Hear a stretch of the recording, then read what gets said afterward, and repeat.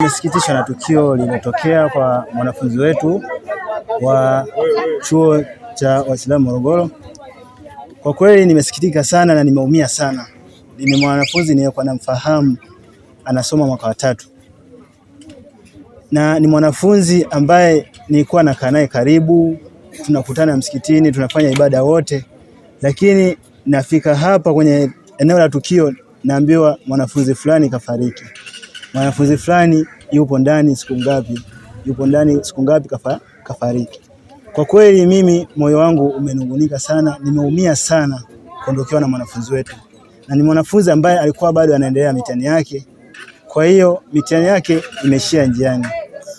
Ni mwanafunzi ambaye alikuwa anamaliza anahitimu mwezi wa 7, anamaliza masomo yake. Leo asubuhi ndio tumepata taarifa kwamba hapa anapokaa na yani hajaonekana muda mrefu, kwa sababu mwenye nyumba yake pia alikuwa hayupo. Amerudi jana usiku, leo anapita akakutana na harufu isiyo kuwa ya kawaida. Akajaribu kuita kimya, akapiga simu yake akakuta simu inaitia ndani.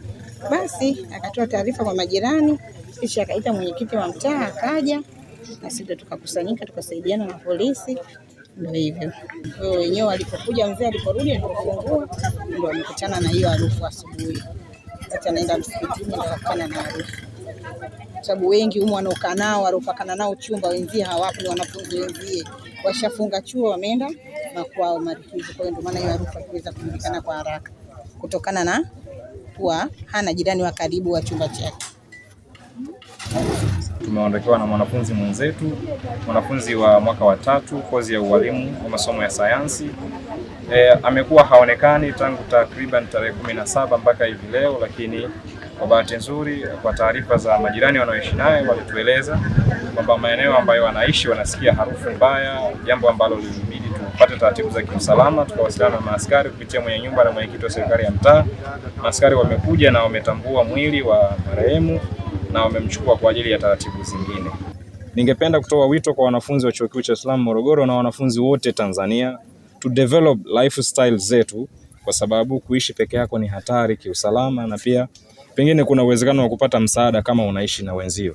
Asanteni sana. Inasemekana alidondoka akiwa kwenye mitihani. Tarehe 17 ya mwezi huu alianguka akiwa anafanya mitihani. Ni tatizo analo, inasemekana ana degedege na alikuwa anapata matibabu, kwa hiyo ilikuwa bado hajarecover vizuri.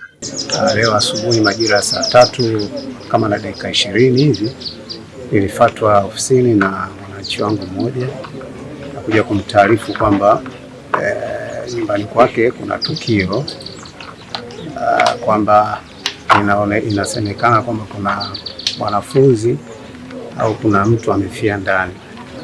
Lakini mwanzoni walikuwa wanahisi kama ni panya, wakataka labda wafanye usafi kwenye store, lakini baada ya kuona mlangoni kwa huyo mtu kuna nzi wengi, basi walilazimika kuja na kutoa taarifa.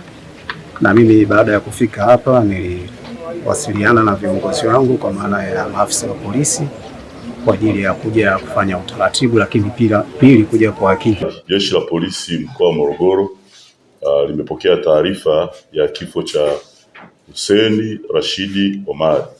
Huyu ni mwanafunzi mwenye umri wa miaka 23. Ni mwanafunzi kwa maana mwanachuo Chuo Kikuu cha Waislamu kilichopo mkoani Morogoro. Taarifa za tukio hili zimetolewa tarehe 20 mwezi huu wa 3 2026, na limetokea eneo la mtaa wa Mbuyuni, kata ya Kihonda Magorofani. Kimsingi marehemu amebainika akiwa amekufa ndani ya chumba alichokuwa amepanga, alichokuwa akiishi majira ya saa 5 asubuhi, na jitihada za kufungua mlango wake zimefanyika baada ya kuwa imesikia harufu kali ikitokea mle chumbani. Kwa hiyo baada ya kufungua chumba kile imebainika kwamba tayari alikuwa ameshafariki na alikuwa ameshaanza kuharibika.